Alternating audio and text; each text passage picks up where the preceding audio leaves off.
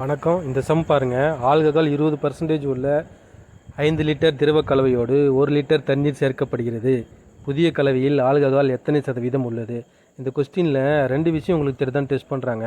ஒரு விஷயம் 5 லிட்டரில் 20% எவ்வளோன்னு தெரியுதான்னு பார்க்குறாங்க.